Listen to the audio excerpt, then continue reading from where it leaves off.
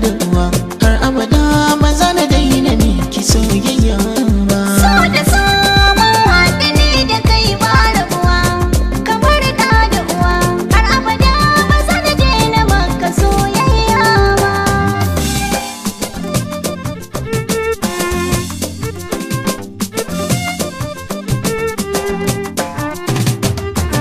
So da so mun haɗu ne da ke ba rabo, a zuciya kin da kin wuce yin dabo, hanta ta kaɗu za a yi min tabo. In an ce rabuwa rannan ban ganuwa, ba na fatan faruwar bakan ɗarba ba.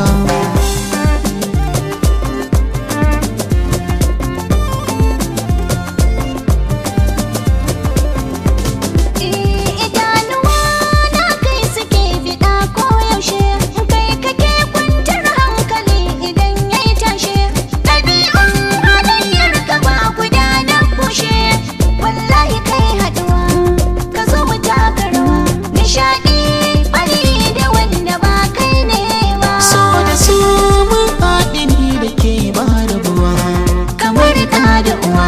Har abada ba zan daina maka soyayya ba. Hakan ƙaunar kina yi fice da wuya samun madadi, da na kalla kina rikice kyawun ki ne sanadi. Cikin mata fi da mace ke ce ni ne na faɗi, zama daban da maɗi, Allah ya kai mu baɗi, ni bikin da ba a yi shi a tarihi ba.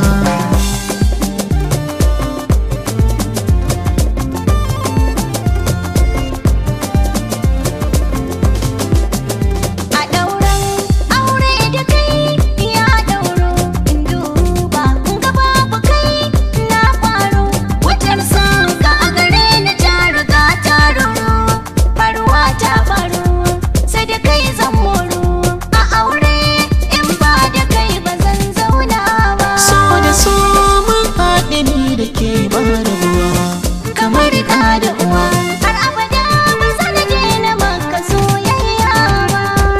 A zuci kin ga guri na baki zo zauna, ke zance wa autar mata har cikin raina. Aure ne da ke na yi fatan cika burina. Mai godiyar rabba, zaɓen shi na zaɓa, wanda ya yau haka rayuwa ba zai koka ba.